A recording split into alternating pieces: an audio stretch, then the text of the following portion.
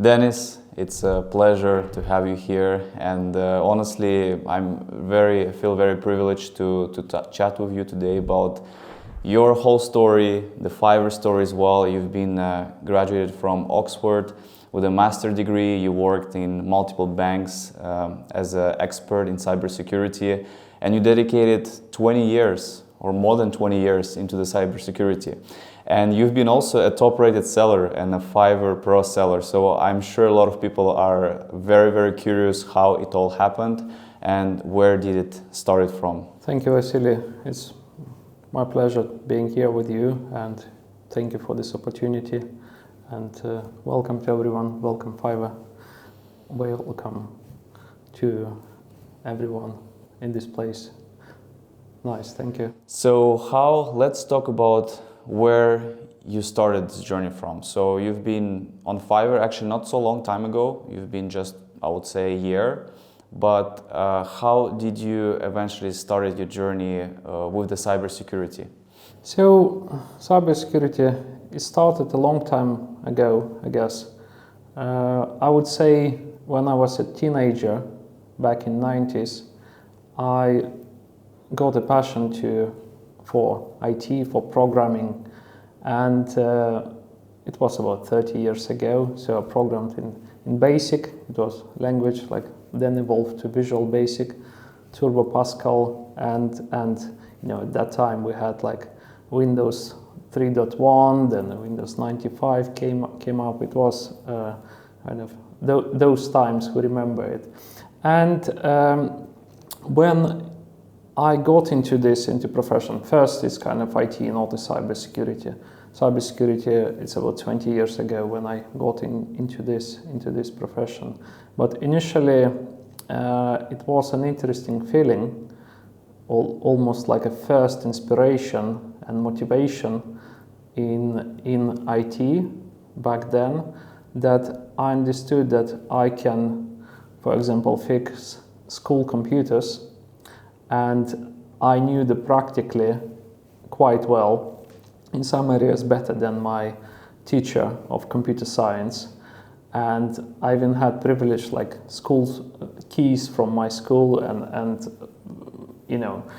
the teachers were asking my advice of a teenager I was 12, 13 years old, and teachers, informatic teachers, the school director were asking for advice how to fix it. And it was great. Then it moved that I wrote a few tests for our school, which saved a lot of time for our teachers. For example, geography test, history test, when you would do questions, and it would do assessment at the end and would give you a score to student.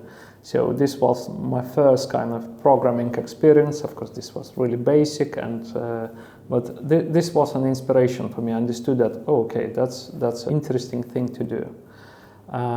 Then, only many years after, I moved into cybersecurity. I started back in 2005, 20 years ago, working as security engineer for banks, HSBC, Barclays, Lloyds Bank. And these were kind of basic engineering jobs. And I had to travel around London and around Britain in United Kingdom to help to secure ATMs, to implement some cryptography like PKI, public key infrastructure, helping to fix some anti-skimming devices to the ATM machines, and doing some system hardening, antivirus. These were my first basic jobs 20 years ago. It's interesting because you mentioned about the ATMs, and I remember when I was a student, we had a guest speaker at one time at one of my business lectures, and we had this person who launched his ATM business. He was putting the ATMs in different clubs, in different restaurants for students to withdraw, and he will take a commission, because in the US it's very common to have, like those ATMs like at the gas station. They will be not maybe from the bank, but they're just, like commonly ones.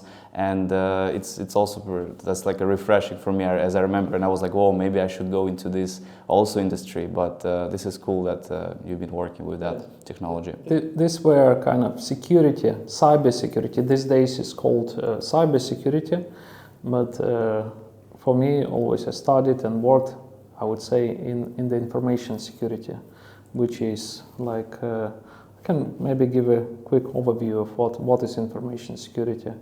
Interested. Yeah, but we wanted, when I was going to your LinkedIn profile, of course, I've seen, a lot of experience you had, and I'm sure a lot of people would see the Oxford one, right? This is something that people will be like, how did it happen? Because it's everyone's dream. People are still, I think, look at Oxford as somewhere that they maybe want to be, same as like Harvard, Yale.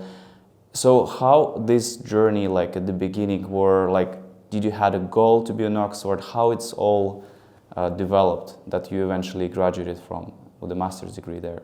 So I would say this dream started long time ago when I was a small child and I was looking into books in our home library. And my family, I'm glad to be born in a family of doctors, scientists, and teachers. And we had naturally a lot of books at home, and my grandmother was paleontologist, zoologist, so I seen name Oxford quite often in different books. I quite like paleontology, and naturally my grandmother was studying and researching and working in this field. And I saw this name, I asked what it is, and I was told by, I don't remember who exactly, maybe my aunt, maybe my grandmother, like what is, that Oxford is like one of the top universities, is something really big, really important. I understood at that time, I think I was about 5 years old, and then it was kind of the first glimpse into like, oh, this interesting. And then years later I understood what Oxford is, that it's one of the top universities. For example, this year Times rating was published. Times is one of the university ratings. About a few hundred universities getting assessed by certain criteria. Of course, ratings are different, but on Times rating, computer science, Oxford is number one, 7th year in the row, number one in the world. And in medicine, I believe it's 13 years, 14 years in the row, it's number one universities. Of course, there are many really good establishments and alma maters for many people. But so this was Oxford, and first time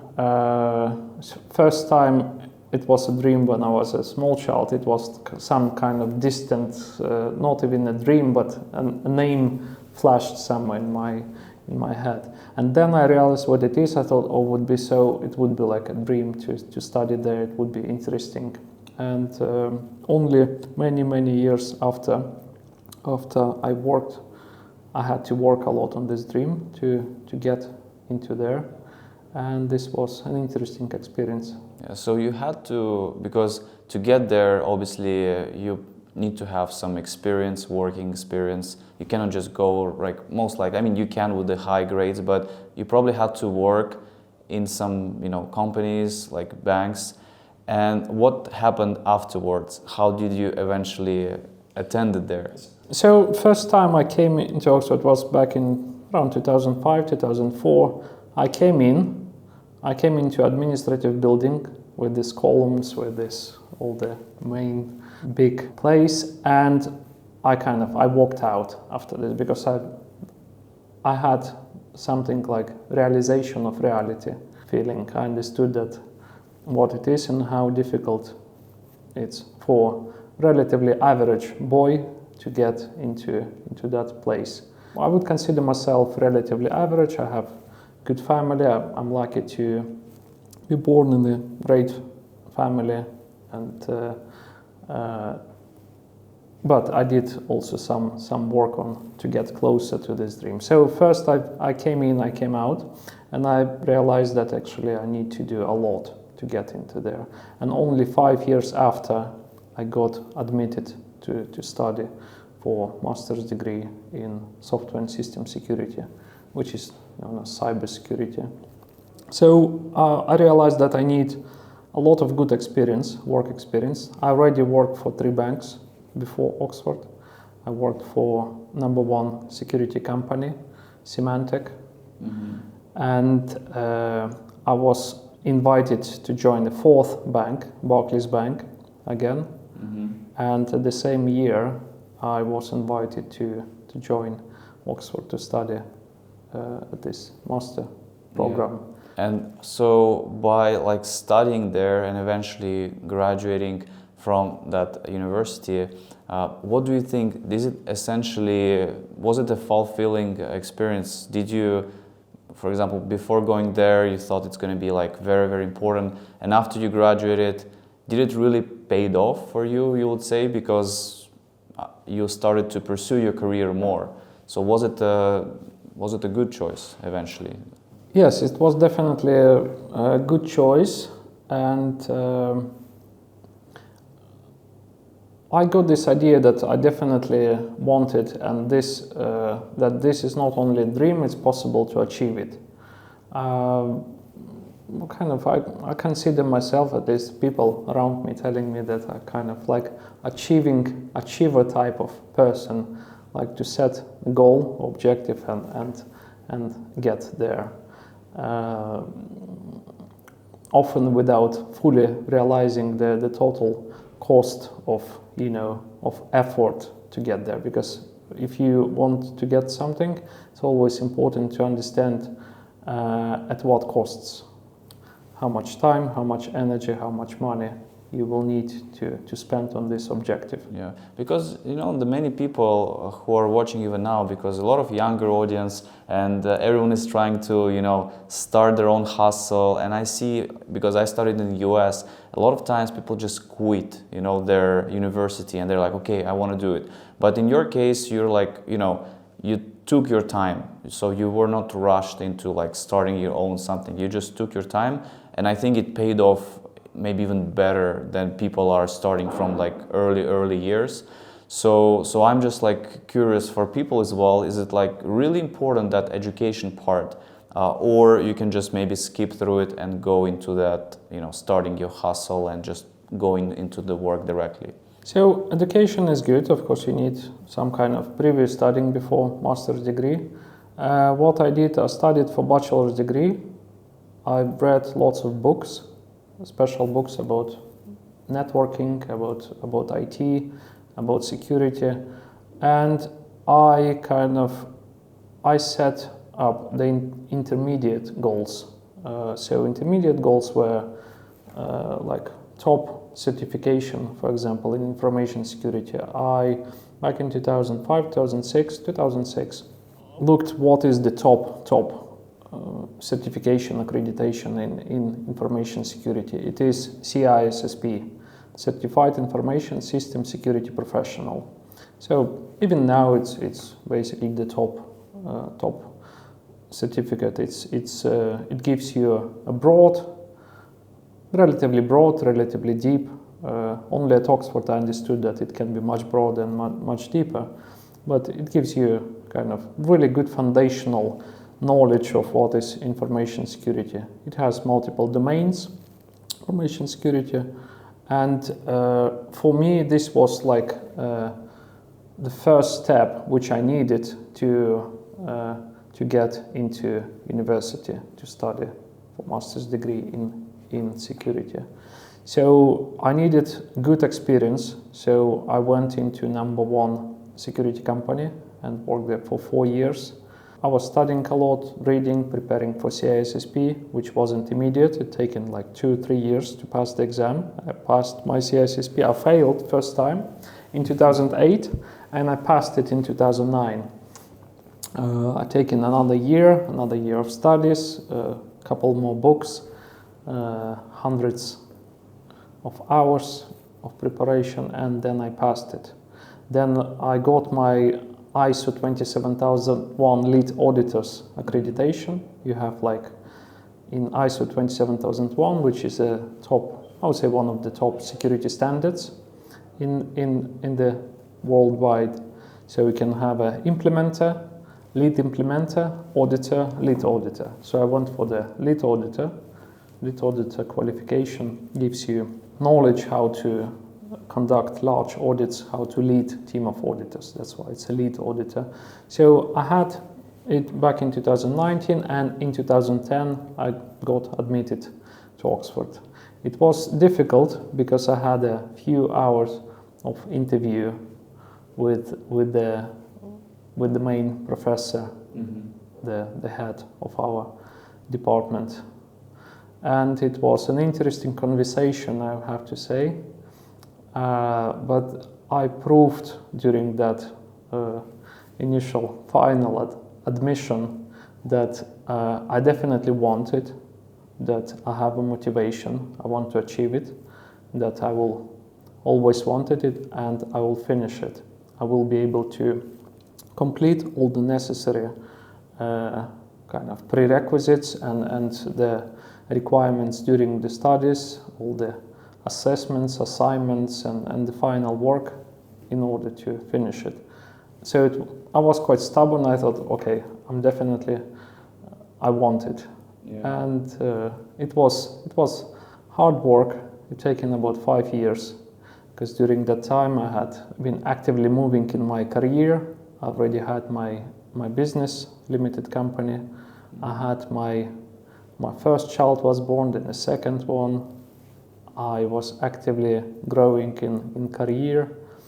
So roles, responsibilities, salaries were all increasing, basically. Salaries were doubling every year, incomes and responsibilities. 2 small children and studies at Oxford, and plus additional certificates like I got a nice certification in IT risk management called C-Risk. I had back then in 2012 certified information security manager to understand a little bit more how to manage security. And so it was a busy time, lots of effort. Yeah, and you said a really good thing, and I think for people will be very interested, because when you had that meeting with the head of the department, it probably made an impact.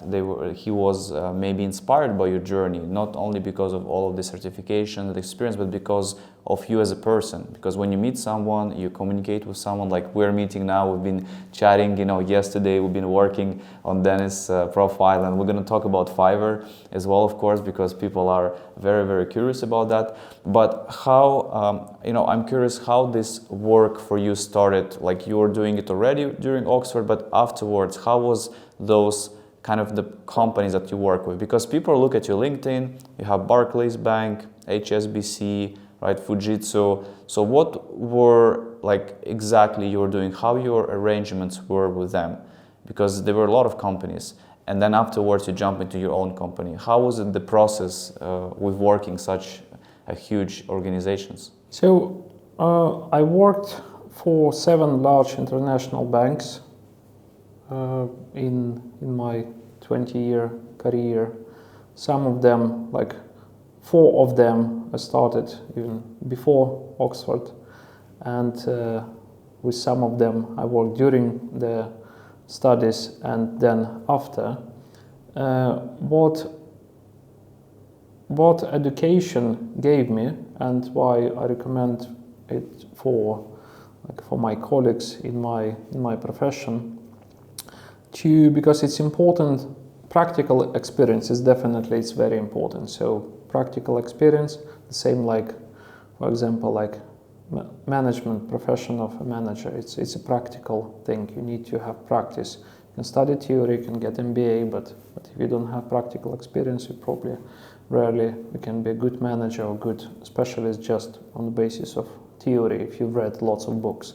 I mean, books are important, but practical experience is number one.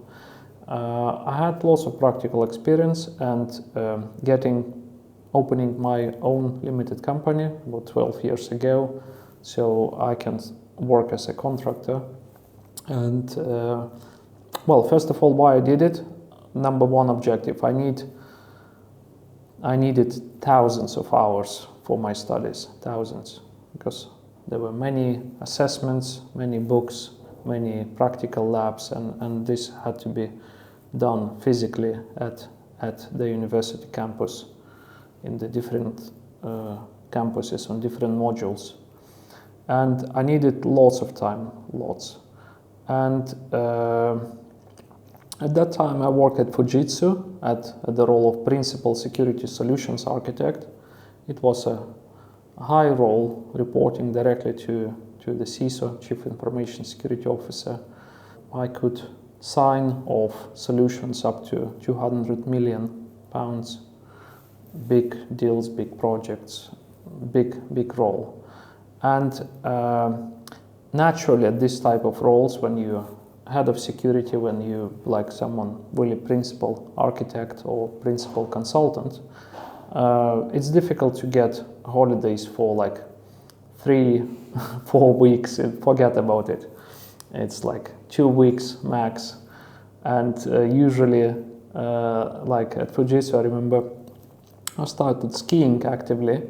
So I remember we went with my colleagues into Alps, and often I had to jump into a call while we were on the lift because no one else could replace me. Usually when you're quite high up in the organization, when you're responsible for big things, big solutions, you are the only one, so who can like jump into a call and advise or solve an issue or make a decision. Big holidays, and one of my hobbies is mountains. So I like going to mountains, I like going to big mountains, and usually it requires lots of time, and sometimes you can be without that cellular network connection for weeks. If you're going to Himalayas, for example, or Andes, or even some other more remote places. Yeah, but those companies, for example, they will come to you, it's like, hey, Denis, we have, let's say, would they come to you directly, the company will approach you, or there is some sort of a system for that? I have a network of kind of agents, headhunters. They usually, sometimes I get a call, or hey Denis, how are you doing? We haven't spoken for a year or two. I have this client, would you like to consider this opportunity? It's a like contract for 3 months, 6 months, 1 year.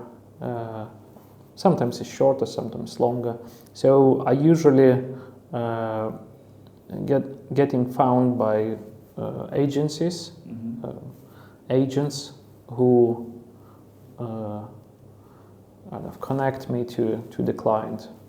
Yeah, and because probably when you have this type of company, you cannot do anything else besides it. So they take you on this contract, and it's still kind of like a full-time job, right? So you don't really have time to do other things. Yes, usually it's full-time contract. In some cases it's not. So, but usually it requires quite a lot of focus and dedication.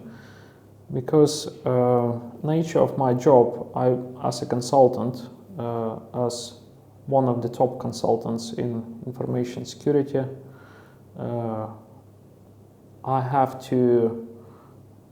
come into organization to solve difficult problems, issues, to help to push forward really big program or project, or to help to optimize something, optimize security team or IT team, and make sure that security, information security is efficient in a large enterprise organization. So Fiverr, for example, gives this additional flexibility, for example, because of course there are different models on Fiverr we can choose, but on Fiverr you can consult someone by hour, on hourly basis. This is what I do mainly now, launching soon different kind of type of service, which is more like subscription based and more kind of where my client would get kind of more time or more like project type of engagement. But at the moment, mainly it's based on short hourly contracts. Yeah, and it's also interesting because you spend that time with those bigger banks and bigger contracts, and also it involves a lot of risks as well, because like one mistake, when you come into this bank, like if there is like one mistake, I mean, they might be losing tens of millions of dollars, maybe every single day, right? So it's a lot of responsibility on that. And so eventually, since you mentioned the Fiverr as well, and we can start talking about that, because people are also curious, like why? Because most people who go on Fiverr, it's someone, well, at least what I've heard, now it's changing, and especially with your case, it's kind of like completely different story. But people go there because they want to make some side hustle money, those like a pocket money at the beginning, and then they find their way through. But when you came on Fiverr, you became a top-rated seller and a pro seller for a very short time. We're going to talk about that. So what essentially caught your attention of Fiverr? Like, why did you decide to give it a try, and why not to go into those contracts more but picking Fiverr in this case? So I knew about Fiverr for about 2 years, probably, from one friend of mine. I went into Fiverr, had a look, and initially I thought maybe it's not for me, because the type of work was quite different to what I used to do for the large organizations. And then back in September, I thought about it again. September 2024. So last year. Last year, yes. I thought that, okay, maybe I should have a look again, because I think I've seen adverts somewhere. I've seen that Fiverr exists, that it's quite important, like freelancing platform. There is Upwork, of course. There are a few other ones, and Fiverr. Fiverr is one of the main. So I thought, okay, maybe it would be interesting to get there. I analyzed how it worked. For example, some of my roles in the past, I worked as, for example, as a head of security, as a CISO, Chief Information Security Officer, Business Information Security Officer, consultant, architect, and analyst. So analysis, naturally, it's one of my competence. And so I started analysis, initial assessment, I would say, even rather than analysis. And then I said, okay, it could work. It could work with my experience and something what I can offer to people on Fiverr, to clients who are on Fiverr. This can be useful for quite a broad audience of clients, buyers who enter into Fiverr. Of course, Fiverr mainly evolved as kind of basic per hour products, marketing mainly, and other areas, not necessarily cybersecurity, information security, or compliance. But I thought, okay, this should be interesting experience, and it is an interesting experience. So I've really started on Fiverr from October, November.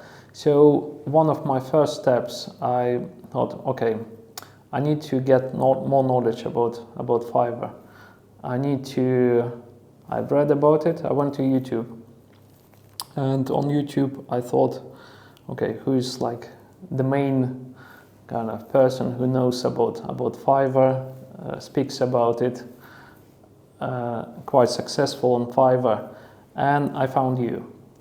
So I see that Vasily is a successful Fiverr pro top seller and successful person and you teaching people, and this is what I really like, that you providing lots of interesting, useful information and tips and your advice. Recently I've seen that you've been helping to go through, to analyze for like gigs and how kind of more junior sellers and who starting on the platform, you're helping them to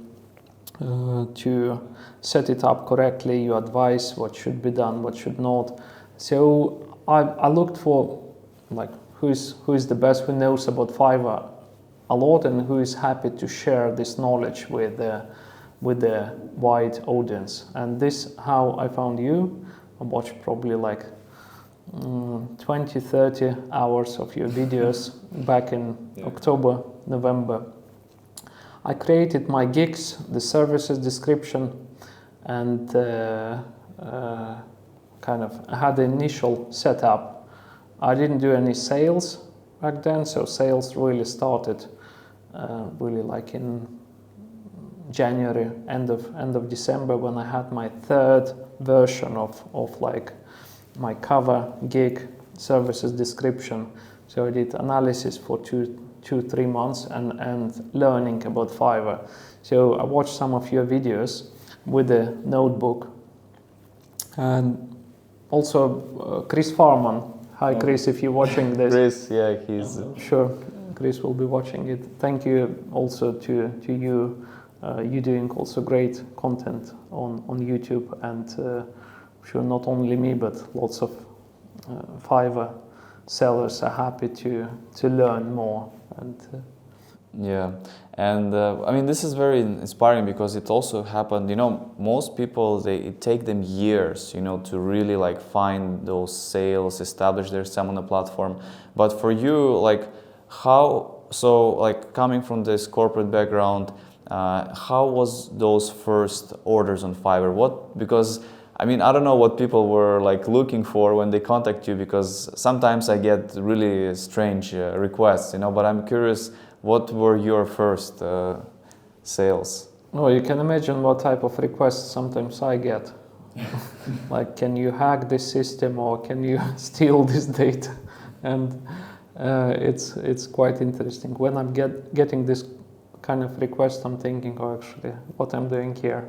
But this, for a few seconds, then I know what I'm doing there on Fiverr. So it's first sales, really, first orders started after some time, after like 2-3 months of me like polishing gigs, creating covers, creating descriptions. And I created lots of gigs.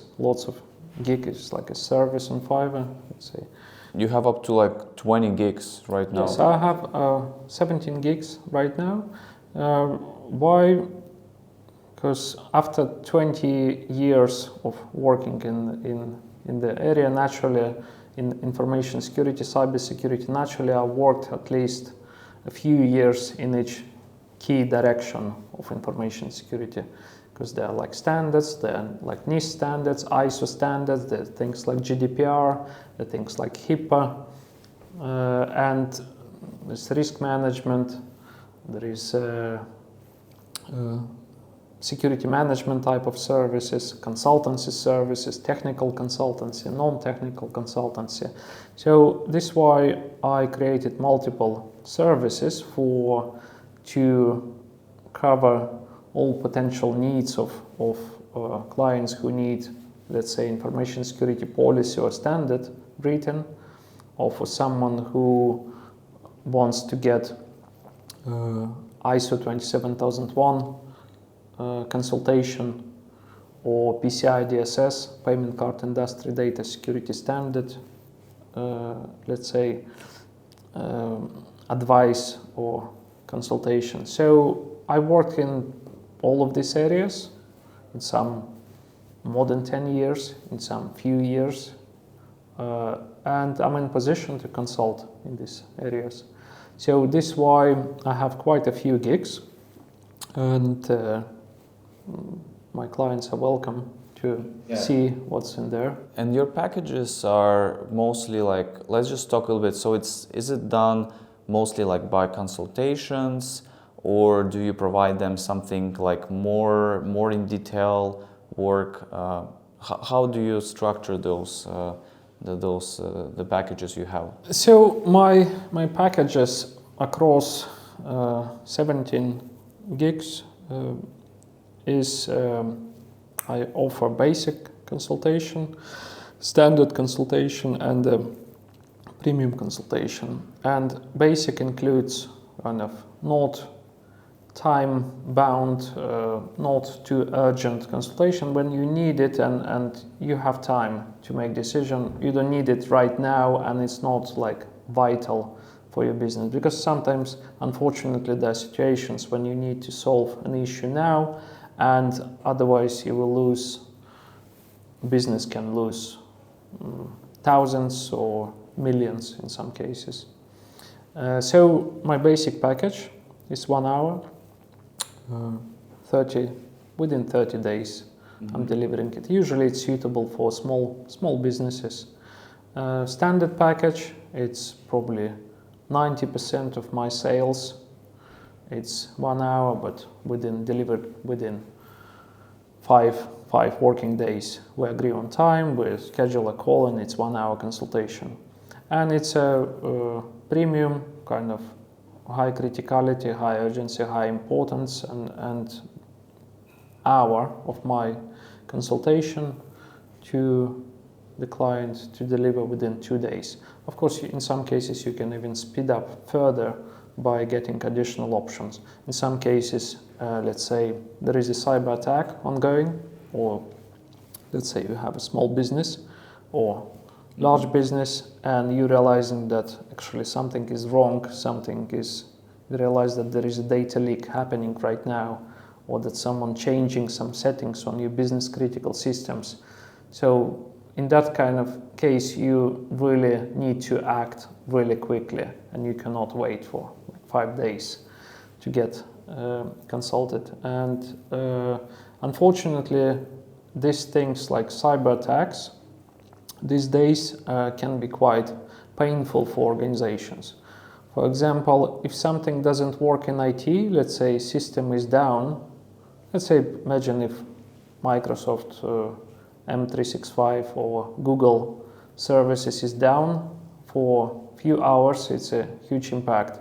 But if the data, client's data and sensitive data leaks, it can be even more impact, because it's not just a downtime, it's a loss of confidential data. So this is how my gigs are structured. So it's 1 hour consultation. In some cases, my clients buying more than 1 hour. For example, there is a work which needs to be completed, and it takes 10 hours of work. So we sign kind of agreement, deal, package, and bundle, and I work on this. You can make it as a subscription as well, right? So you have like maybe 10 hours every month. Yes. Right? And you can build that as a subscription. It's a new service. At the moment, most of my sales are like hourly consultations or few hours consultations, and I plan to offer more subscription type of services. For example, I think it might be really useful to a lot of companies on Fiverr who don't have necessarily resources or need to have a chief information security officer or security manager or security consultant on permanent basis and paying, annual salary or monthly salary. But usually you have to, if you have permanent member staff, you have to calculate the total cost of ownership, for a year, and this can be quite a big amount. So for this type of clients, I will be offering next month subscriptions where I would get into organization and I would be like an interim fractional Chief Information Security Officer. If it's a large organization, if it's small, it's sometimes called Head of Cybersecurity, Head of Information Security. Basically, someone who is responsible for information security and someone who is competent in information security. So the CEO, the owner of the company, doesn't have to manage this area where he or she doesn't have necessarily competence in, because these days, unfortunately, it's almost like a must-have to have not only IT in your kind of your tools, capabilities, your skills in any organization, but also security, because lack of security responsibility within the company, someone who is managing it, responsible for it and managing it, can be costly for organization. For example, IBM releases together with, I believe, Ponemon Institute annual survey where they're estimating the average cost of cyber attack for average business. They do large businesses, medium and small ones, about 600, 700 companies, different sectors. So an average cost is about, if I remember correct, last year's report was about 4 million. This is how much it cost for a company cyber attack. Recently, we had a client. They woken up in the morning and realized that 70,000 euros gone from their accounts. Wow. And is it on Fiverr? Yes, on Fiverr. Yes, we're really happy. We had to do with my colleague urgent consultation. I was walking. I was on the run in the forest, and we had to deal with it now. We had to assess it immediately and recommend some actions to do in order to mitigate the attack. And so often, of course, clients can hire me as a consultant for an hour, kind of one-off. But it's recommended usually these days in our 21st century that is someone there managing your information security, or at least responsible for it, and checks regularly, because it's like health checks. It's like the car vehicle MOT test. It's important to do periodic and regular checks. And if you do MOT, vehicle testing, of course, you mandate it in some countries to do it annually or once in 2 years. But if you do it more frequently, you have higher chance and higher assurance that you will get from point A to B, or from country A to B if you need to do kind of bigger journey. And it's recommended to do it periodically and rather than after something happened. Yeah. But we people are kind of evolved, I guess, this way, that we tend to procrastinate things, do things only when something happens, only when necessary, not planning things in advance, not planning the risk assessments, not planning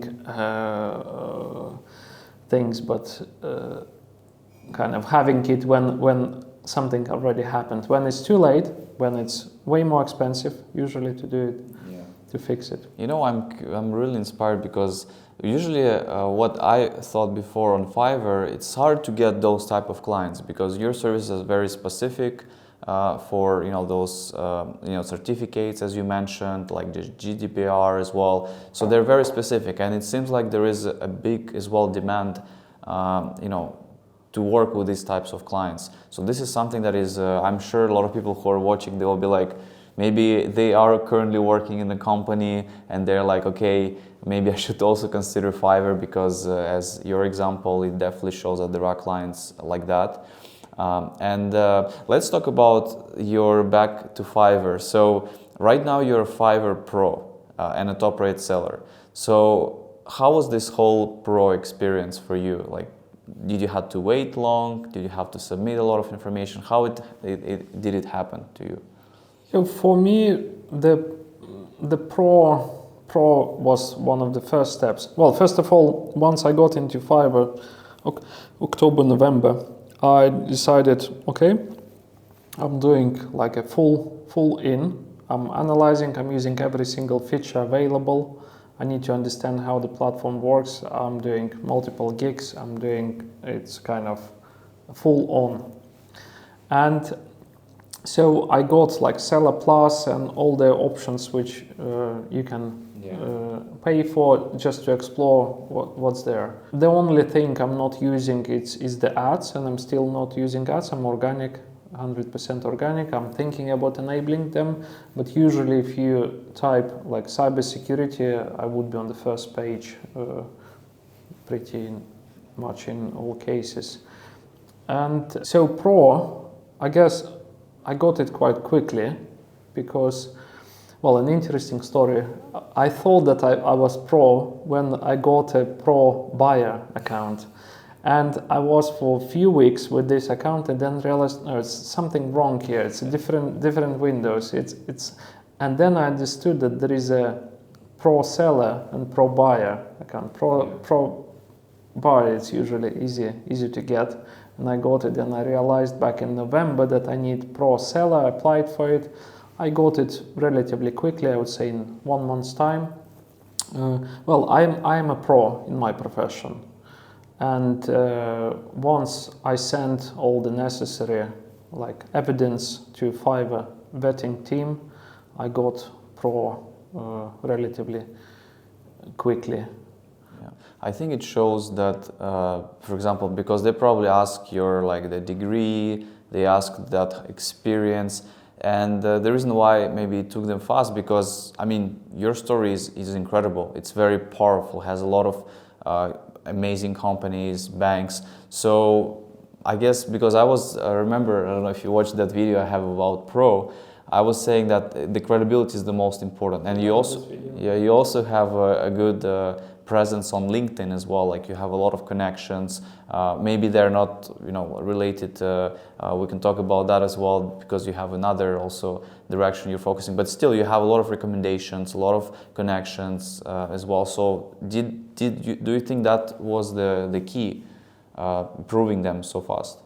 Yes, I think so. It's obviously Fiverr vetting team.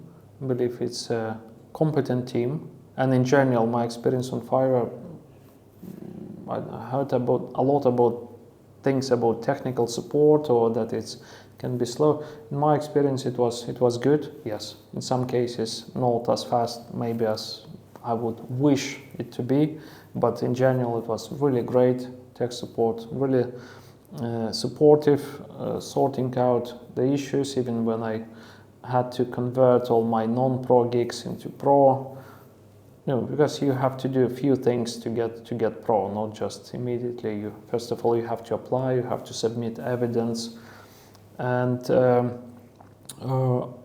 I think it's important, yes, if you a professional in your field, if you're good in your field, if you have like practical experience.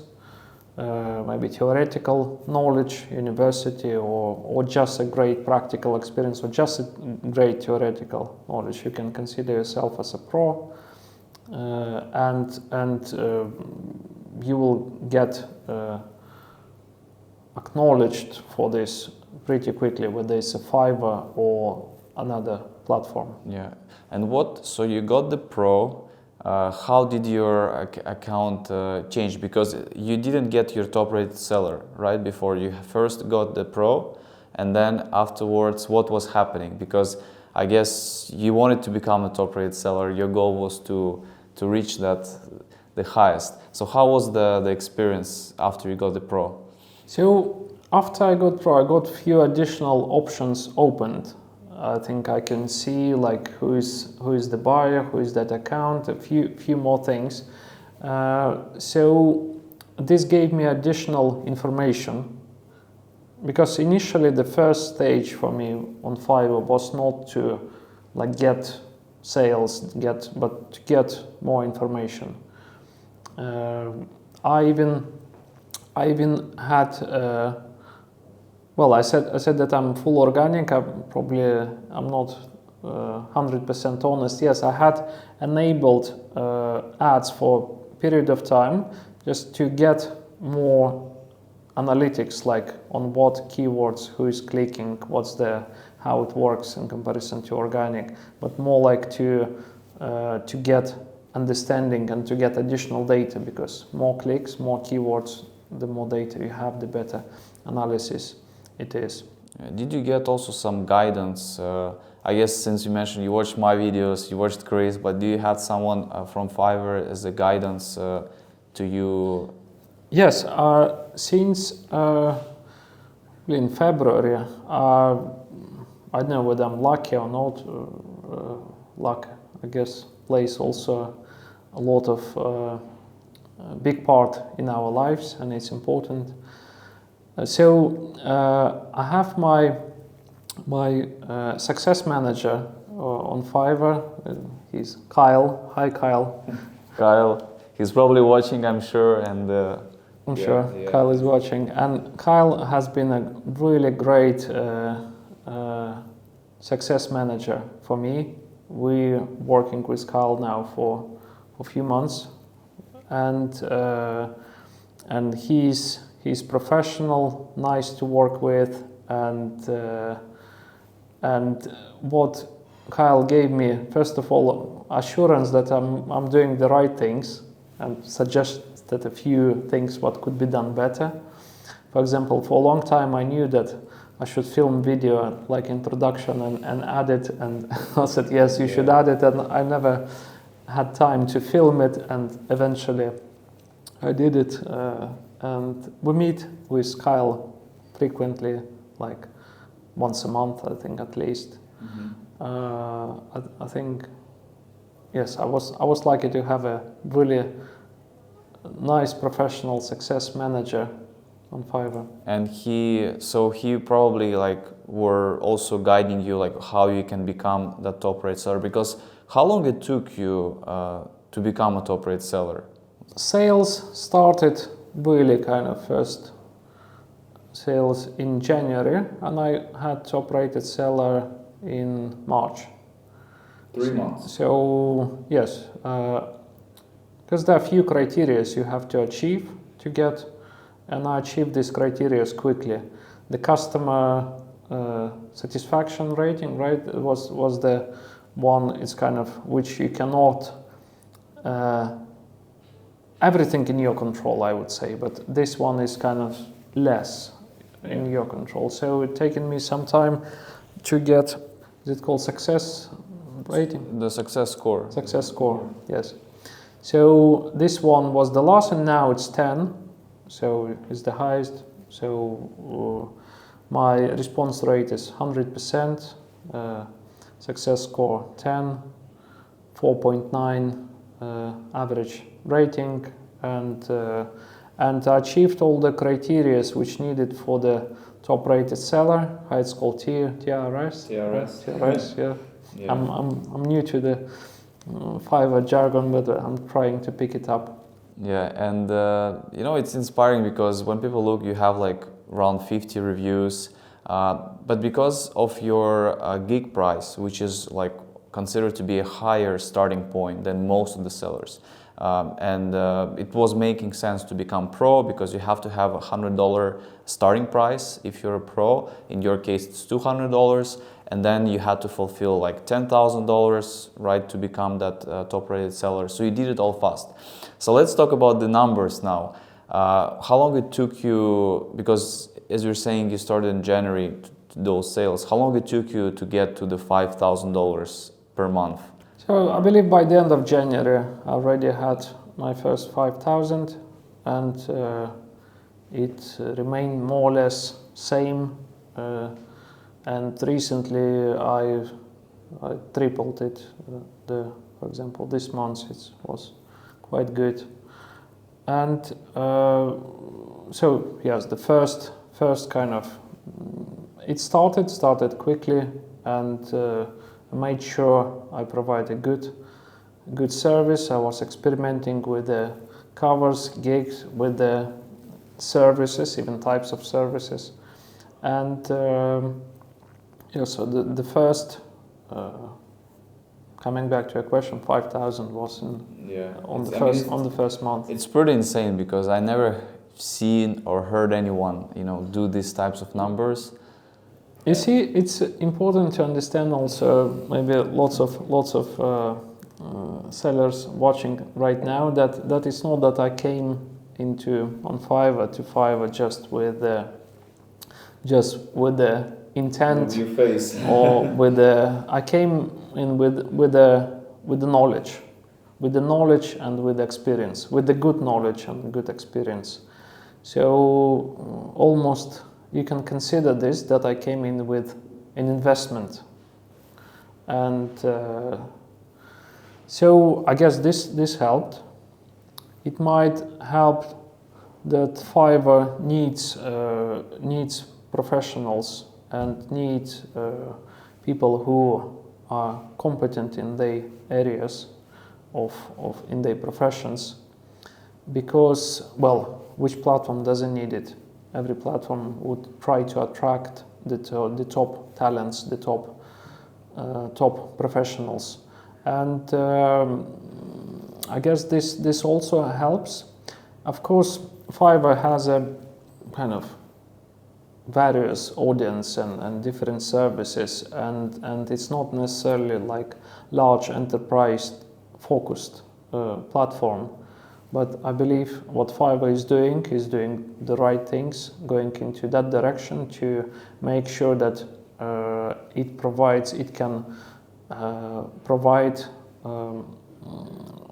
people like me and my colleagues in my field, the professionals, to medium and large size of businesses. Yeah, because I always tell people, like, please guys, look at those categories that are not like logo design or like translation or video editing, because everyone looks at those sellers that have like so many orders in queue and the reputation, they think they can also be that, but it's just so many people, like so many sellers there. But when you look at services like maybe consulting, like, okay, cybersecurity, there is not maybe a lot of sellers there. So that's also one of the things that people should look for, because you can really, for example, like you said, when I go to cybersecurity, I see maybe 5 or 6 of your gigs, right there already, and that gives you a huge boost in traffic. And also, how the projects were on Fiverr so far? Do you find anything interesting, unusual, maybe surprising from the buyers? How is it? The experience have been so far?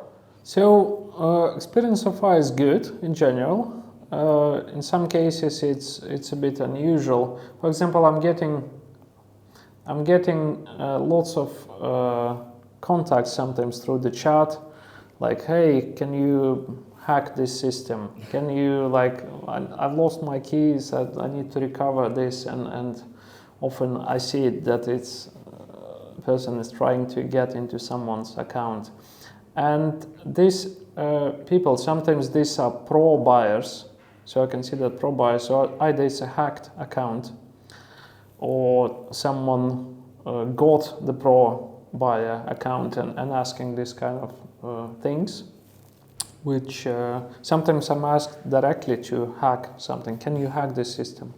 And I would remind this type of requesters that hacking is illegal, and it's not only administrative law, it's a criminal law in most of countries. So I will have to report you. And Fiverr, and I'm reporting this type of requests because I have to. I have a moral and ethical obligations, which I had to give in different organizations, including my university. And so please don't, if you're watching, don't ask this type of things. It's not a platform. Fiverr is not a platform for this type of services. So this type of requests are, I would say, a little bit odd. But from the project perspective, I would say Fiverr evolved naturally as a kind of project type of service model. What I do is consultations, consulting, and consulting. It's more about a service rather than a product, and it's usually more difficult to sell and more difficult to measure the how effective or how good, how beneficial it is, because let's say how you measure effectiveness or efficiency of a book which you have read. You spend time on it, a lot of time, you spend some energy on it, and but what's the benefit? Is it beneficial in general? Yes, we feel that yes, it's beneficial, but it's not immediately beneficial. Sometimes consultation which I provide, it's not obvious for everyone. What's the benefit of paying like $300 or $500 for an hour of speaking with me and discussing something, listening for advice or consultation? And what's the benefit? The audience on Fiverr, the buyers who understand why they need a consultation, usually it's easier to work with. But coming back to your question about projects and consultations, so this is really the difference. I don't do much projects. I provide consultation on how to manage project. For example, cybersecurity project, I can come in as a consultant and help to set up the key components of a project to make sure that people are motivated, people are organized, that there is plan, objectives, KPIs, that project has a clear understanding of the timeline, deadlines, the budget, and I can consult in these areas. I can manage project. I would say I'm not too good project manager, but I work with projects, hundreds of projects in my life. Yeah. Do you get also tips on Fiverr?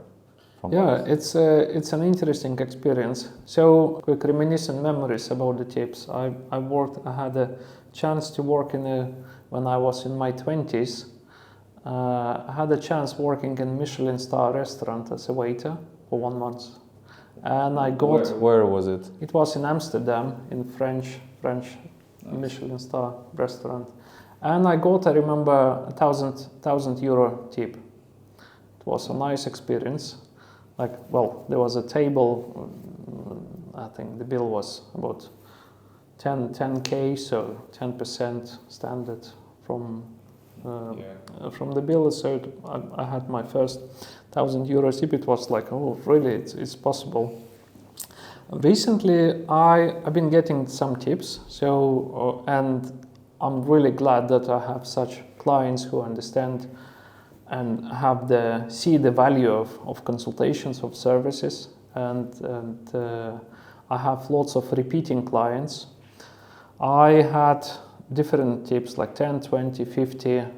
I had 2 times $300 tip from 2 different clients, and I had $1,000 tip once. Wow. For one of my clients. And this actually it's good because this is an indication that I'm doing right things, providing the something what's expected and above. And this is really important in our profession. It's important for other pro sellers, expert sellers, top rated sellers. You have to kind of overachieve, and there will be benefit of it. For example, yes, you're getting your rating, but if you're getting a tip, this means that you provided a really good service. You know, when you come into a restaurant, sometimes even like tip is included, right? You get these places. Yeah. I don't too much like this where they kind of include service charge and the service is crap. So But when they include service charge and the service is really great, you have a really great waiter who is not too annoying. You expect what you need on the table. It's all done at the right timing.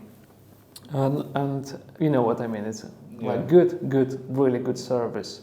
But $1,000 tip is crazy, you know, and people who are watching, I think my highest tip was maybe, I don't know, like a few $100s, but like for sure not more than like 500. But yeah, I got like $100 tip, which is crazy, more maybe, but 1,000, it's unusual.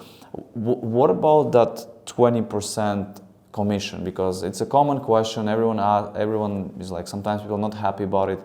How do you feel about those 20% that Fiverr takes from you? Well, Fiverr it's a platform which ensures that buyers finding sellers and sellers kind of finding buyers, but it's more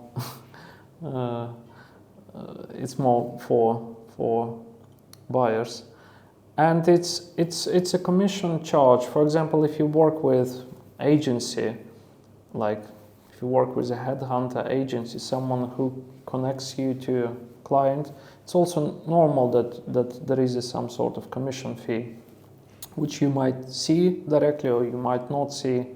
So of course, in ideal world, it would be great if there wouldn't be any 20% fee, but if Fiverr would pay something in addition if you conducted the service. But Fiverr charges for the tech support team, for the infrastructure, for the service, for the marketing. It's a big organization which is developing. I hope Fiverr is developing in the right directions.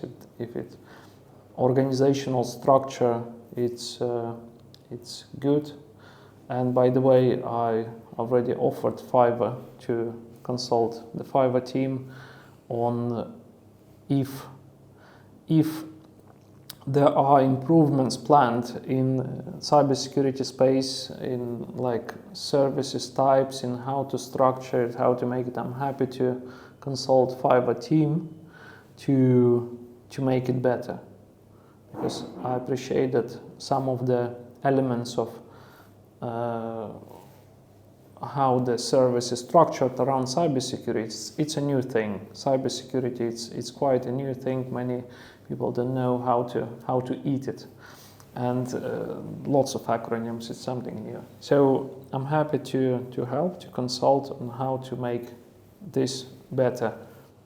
Yeah, it's very interesting, and I think I will be also curious to see how the next few months will evolve, because it seems like you, in this May, you're on 15K already per month, which is insane. And I think with this pace, you can definitely hit 20, 30, 40, 50K if you structure your things. How does your, I'm curious to also hear your team looks like. Do you operate a solo, or like do you have a team? How does this current structure you have?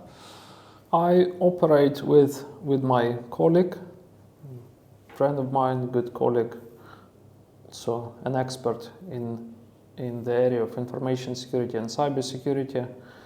In some areas, he's much better, especially in the technical domains. Like I used to be quite technical before, like building different like security operation centers, tuning the SIEM tools, analyzing malware, but my colleague who we're working with on Fiverr, I started myself initially, but then quickly invited him to join, and now we are together. So he's like one of the top, I would say, technical specialists worldwide, I would say, definitely. Yeah. So with tons of years of experience, really advanced experience in some areas, and I'm glad to work with my colleague on Fiverr. Yeah, it's pretty amazing too, because maybe people who are watching, they're like, oh, he has a team, but I think this is also how today's world is. Like, you're one person, like solo founder, or you can be one developer and building apps and other things. So I think that's what the world is maybe evolving with the AI, with this new technology as well, that you don't need to have big teams to do things, that you can perform it with a much smaller team. So let's talk about some of maybe negative things, or maybe things that could be improved on Fiverr, because there are always things like that, but I'm curious to hear from your experience, what would you think can be done better on Fiverr? So I would say, I think I covered a few, let's say, negative things or areas for improvement, such as maybe applying some filters, so people who looking for the services of to hack something and kind of filtered out by an algorithm or by kind of additional filtering about with the screening process, possibly more rigorous screening process. So I've seen some pro accounts, maybe they were hacked, but it's I see these quite bad things, potentially bad requests. I'm reporting all of them, and this is quite bad. For example, recently I had an interesting case. Someone contacted me and tried to persuade that he works for Tesla. Actually, he stolen a token from Tesla, access token. Access token is, in the browser you can log in and even two-factor authentication, then it remembers you and you don't have to log in again. It's a convenience feature. I wouldn't recommend it for if you want to be secure, but it's definitely convenience a lot of people use. So it's called access token.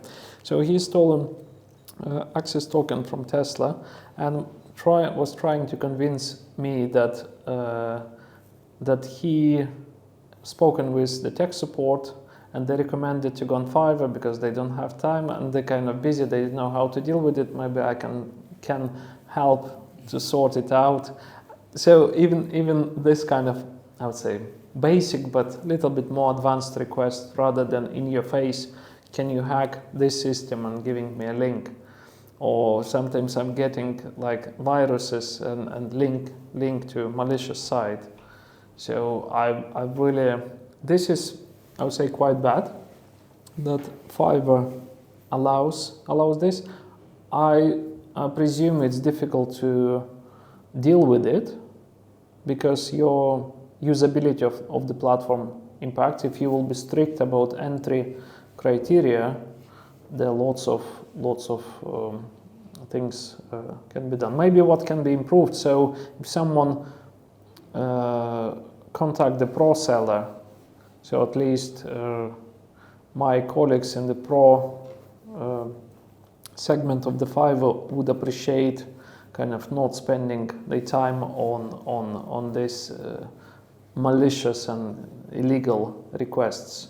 Yeah, I think it's also, like you said, it's not easy to fully control, because I think it will impact maybe as well like a good buyers, or in general sellers, like when you share some links that part of the project or some important things that could cause maybe also if they put those restrictions, because it's hard to differentiate. But I think a lot of sellers who are just starting out, they get really like spammed with all of these scams, and because it's crazy things, like even they send a link, it's like, oh, I'm trying to place an order, but it's asking for your email, Yes. or like a scan QR code, So, and a lot of sellers, they're not aware of that because they're just getting started. But the same thing is also happening on other platforms. For example, I also have some services, well, not a service, but we sell templates on Etsy platform, and it's the same thing. On Etsy, they're like, you're getting these messages, some scam messages. So I think it's hard to fully maybe control, but Fiverr it looks like they're trying to go in this direction and improve it. So it must be hard to filter it, because like information security, the more you improve security, it's almost like a balance. The more security, usually less usability, because if you add additional like doors, locks, alarm system, something else, these are security controls. They make you more secure, but you have to remember password for your alarm, carry additional set of keys, make sure that you lock the back door, and that it's the more security controls, the less usability. If you have to use multi-factor authentication and not letting your browser to remember passwords, it's all additional hassle. So many people naturally choose not to do it. But these days, in 21st century, it will be quite painful if people don't adopt this basic like security hygiene, I would say, things. Yeah. So for the negative things we understood, but it seems like it's been quite positive. What is the whole, because this transition from the corporate into the Fiverr, what essentially you like about Fiverr? What does it gives you in terms of your life, maybe projects? I like personally the dynamics, like working in the environment where I have multiple clients. I worked in the environments where I had to manage a portfolio of like 40 projects, and large projects. Each project costing, for example, million to 20, 50 million, and you have to support and consult them at the same time.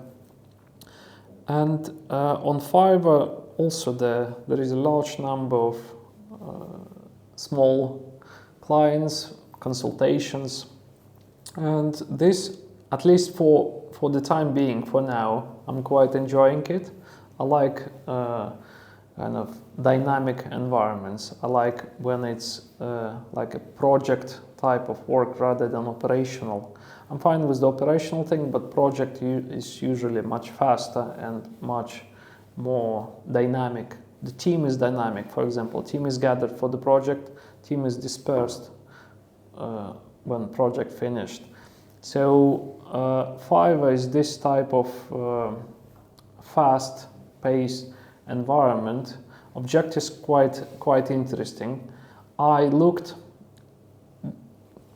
What was a good thing about it? It gave me additional view, which I didn't have, on how the small companies, small businesses look into information security, how they implement security controls, so what technologies they use.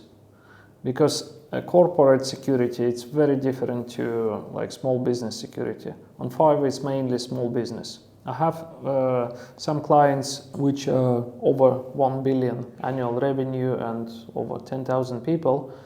On Fiverr? On Fiverr, yes. Wow, but this is rare. Yeah.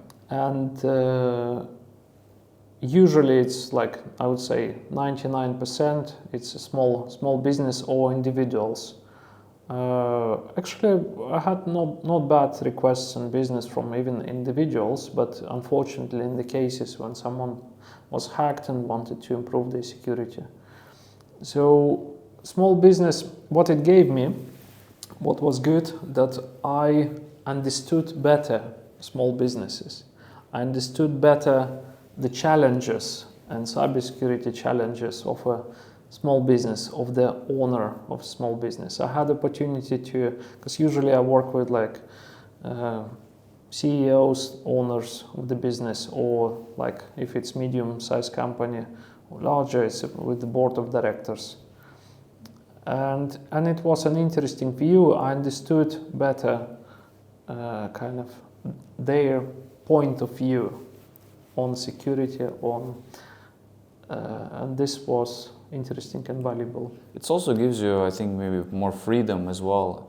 and not dependent, like you said, just on one that contract, but you have, if someone cancels or decides, you still have other clients that are, and maybe more are coming to you every day. So it's also maybe the freedom of, choosing. And yes, it's what interesting on Fiverr that the more clients you want to have, the more you will have. It's really up to you to increase the workload for you, to make it more interesting, to make it the next level. Because like on Fiverr, if you want to make more sales, it's just possible. If you want to double it, it's possible. You just need to create more quality, better quality content. You have to spend your time on analyzing your competition, analyzing the demand, analyzing your services, your own responses, and see what was wrong, what was good. And of course, most of us are not doing it, or not doing it to the extent when it would give a significant result. We're like, yeah, better like spend time on something kind of more interesting. But if you have this kind of objectives and goals to improve, Fiverr gives you a great opportunity to improve. For example, if you work for a large bank, let's say, and you signed a contract and you have certain objectives, and you're working in scope of this objective, so you cannot, for example, easily double your daily rate, double your income, or you're still limited. On Fiverr gives that scalability. If you have enough energy and knowledge and time, because what we have usually, three resources we have, it's a time, it's energy, and it's money. And all our life we interchange between these three. Of course, money is the most scalable and mostly replenishable resource, easily replenishable, but you cannot replenish time or energy. After you work for 16 hours, especially if you had like efficient work hours and focused, and you need to take rest, you need to go to sleep. If you work for 24 hours non-stop, you definitely need a rest. Neither like Red Bull or coffee will help you much. So energy is the resource which important that to understand that it's limited. But still, if you're able to use your time and energy and understanding of what you want, what your objectives, it's possible to achieve a lot on Fiverr, because Fiverr gives you that scalability. You can take like one order, or you can take 5 orders. You can make, you can use additional time on improving, polishing your gigs. For example, like my current gigs, although I've been on Fiverr just for 6 months actively in total, and I went through the 4.0 version of my images, gigs, description, the service descriptions. So all the time I improve, I polish it off, I improve, and it's important. So if you do it, so it's really up to you whether you want to do it or not. But if you do it, if you constantly look for the ways to improve, the opportunities on Fiverr quite scalable. Yeah. So, and you can also increase your price at any time. Like if you feel you're getting, for example, now we're going to be actually increasing our price for the content service, because we're getting a lot of clients currently, and we're just, if we keep getting more like this, we won't be able to fulfill. So we either need to hire more team members, or of course we can increase the price. And you can always do that, because you just have a full control. Like you said, on that contract, you got maybe $300,000, they say they'll pay you that year, and that's it. I mean, you cannot really go and adjust that. So Denis, what is your next plan on Fiverr, or in general? Like, what are you, is it Fiverr still your priority, or what are your plans for next? So I plan to stay on Fiverr. Fiverr is interesting, and we have a big objectives now to achieve in the next 6 months, and this can be done, I'm sure. So Fiverr, tactically, strategically, I mean in the 3 to 5 years, I don't know, probably I would be still using and developing Fiverr. It might be an agency. So if you're talented professional in cybersecurity field, please free to contact me. We might have opportunity to work together. I'm not hiring actively, we're okay for now, but if you want this opportunity to work together, potentially we can consider. So Fiverr is one of my projects. I have another project which is working with the healthcare in the United States, with the law which is called HIPAA, Health Insurance Accountability and Portability Act of 1996. So it's about patient healthcare information protection. It's a similar like GDPR, which we have in Europe, but GDPR also has an element of kind of important PII, personal information. But HIPAA, it's more in US and more specifically about security, protecting patients' data, information, health information, PHI. And this is my more kind of my strategic baby service, because I worked in my career not only with banks but also with healthcare organizations. For example, companies like Novartis. Novartis was my client. Yeah, I remember Voltaren gel, right? Voltaren. We used to, when I used to train, I played tennis professionally. I used to always have some pain on my shoulder, something. I'll put like a Voltaren gel, and yes, if you. I didn't realize it, but often you open some kind of like medical pharmaceutical product and Novartis is there, or that it's a huge company, big company, and I had nice 9 months experience working there, managed the risks and security at Novartis. I had a great team of security experts working for me, helping me to assess risks. Worked for a few other big healthcare organizations. Now I work a lot in the United States, helping the small healthcare organizations, working on like who have to be compliant to HIPAA and who have to do risk assessments, which is mandatory. Why healthcare? Because, well, for example, my big part of my family were doctors, and it's a kind of part of me. My mother is a doctor, father is a doctor, aunt is a doctor, and probably another 10 doctors in my family. And you're a cybersecurity. Yes, that's interesting. And why healthcare? Because I think that really doctors and healthcare are quite vulnerable and needed. Like IT companies, banks usually have it sorted, but in the healthcare, if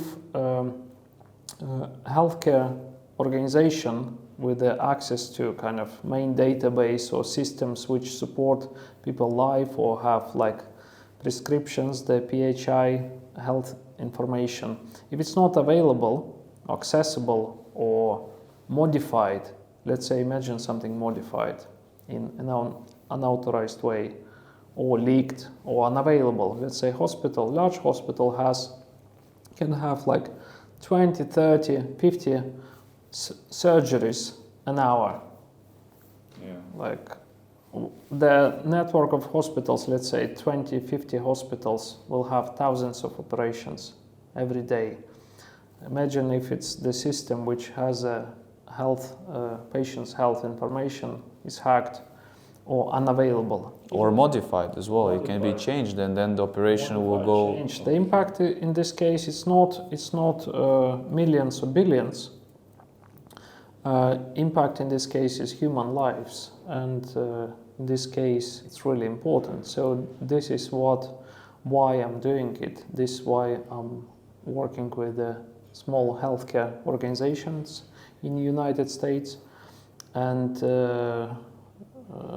even I had an honor to be invited, for example, by Children's Hospital Los Angeles to provide training for them, like security awareness training, to help I did this more like a charity, because I thought they offered to pay, but thought these children, and I did it free of charge. And the objective was, there were multiple like medical device organizations across the world, in UK, in Singapore, and other, and I helped them to understand what is the HIPAA requirements for the outside US healthcare organization to work on the US market.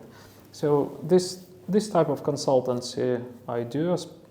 HIPAA is my kind of one of the big specializations, especially the risk assessment part of it, which is mandatory by HHS, which is Department of Health and Human Services in United States, like Ministry of Health pretty much in the United States, and they mandate annual risk assessments, which a lot of organizations don't do it. If you've done your risk assessment, then you know your risks, you know you would probably fix it and breaches wouldn't happen. You know how many breaches are happening in the United States, for example? So breaches over 500 patients' health information leaked, on average like 2 every day. Oh, yeah, it's crazy. And every year happens a few big ones where like 20 million records lost, even more.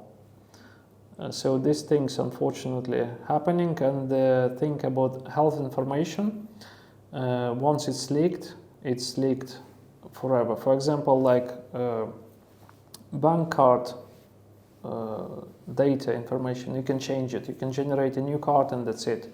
If it's stolen, it's fine, but your health information, our health information, it's something what, if it's stolen, if it's leaked, it will remain on the dark net for a long time.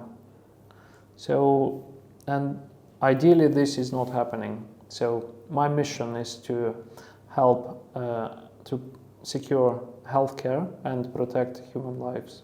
Yeah, it's really incredible, and I think those two directions that you have, Fiverr and the HIPAA as well, and it will be nice to see how both of them will work in the next few months, especially of course as the audience from Fiverr, they're watching, they're curious as well to see lastly, what would you like maybe suggest for people with your level of experience, with your level of background, if they want to succeed? Let's say they want to start offering maybe services like on Fiverr, or in general, like what do you recommend to them? Should they go on Fiverr right away? Should maybe they get some degree, some background, experience? What will be your suggestions to those people? So my suggestion, I would say, it's the key thing is understanding of what you want, what's your objective, and kind of trying to write it down. Because once you're writing it down, like list of objectives, what you want, you should start from the wish list, what you wish, and then it becoming an objective if you want it to be objective, and writing it down, because objective which you think, oh, I should do it, but it's always in your head, it's probably not going to be achieved.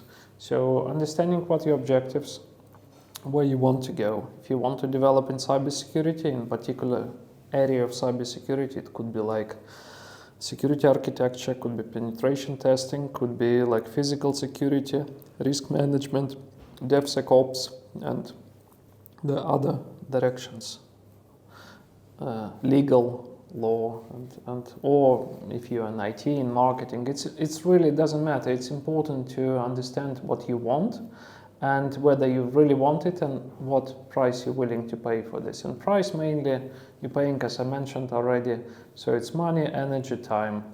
and sometimes you can get more, get more money for the time and energy. Sometimes you can get a little bit more time, but it's still it's limited resource, because reading, studying, experience, that's your time. So it's important to use it wisely. We have limited amount of it in life. We have limited amount of energy, and some education or courses can be quite expensive, like things like CISSP, things like Oxford, things like even professional books can be quite expensive. Some of my books, for example, cost a few hundred euros each book, because they really special. They were released not in the small not many of them were printed, so you have this can cost. So you have to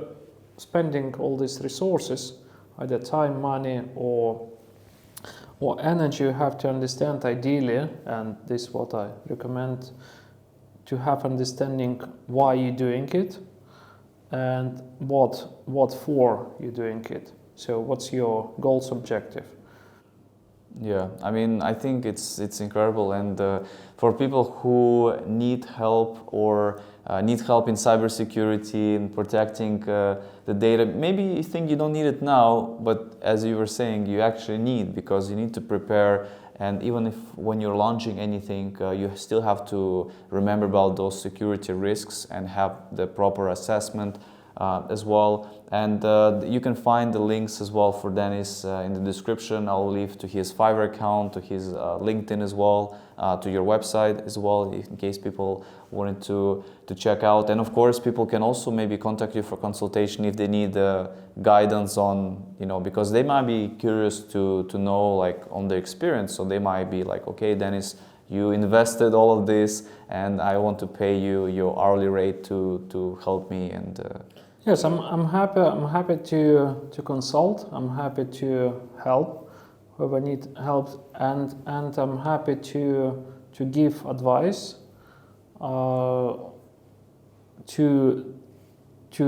young kind of professionals developing in this area, or developing in general.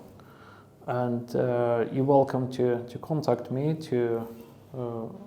I'm happy to help. And what I was thinking to offer, maybe what we should do as part of this interview, because good questions are really important. It's important to ask a good question. So I would suggest maybe that in this video, maybe under this video, or in other type of format, we would be nice to receive some questions, and the best question we will review together, which is the best question. And the best question person who asked for it will get $3,000 worth of consultation for his business, for himself. So please write an interesting, good questions, and we'll review them, and we can offer this type of kind of prize for a good question. I think the biggest prize that we're like giving away, it's like I mean, it's big. So guys, feel free to leave a comment below, like a good question, anything that concerns you, questions to Denis, doesn't matter, Fiverr related, cybersecurity, and we'll go through them. We'll pick one of them, and we'll get a chance to talk to you, to me as well. So I think it can be very, very inspiring. And also, what we can do in this in your YouTube channel, under this video, we can do, for example, after a few days of time, this video will be released. I can log in, and you also, if you have questions to ask me, you can, and you might be not a Fiverr client, so you cannot ask me through the chat, so you can ask a question through the comment section, I guess, right? Yeah. I will log in, I will try to answer all questions, I'll try my best, but Yeah, that I will, be in a few days, let's say in 1 week time, we'll see what questions are there. I'll log in. And we'll select one and contact the person and do that giveaway. Dennis, it's been pleasure Meeting you. chatting with you, meeting you. So I'm looking forward to see how the next maybe a few months will go, and maybe we'll do a follow-up interview in maybe 6 months or a year.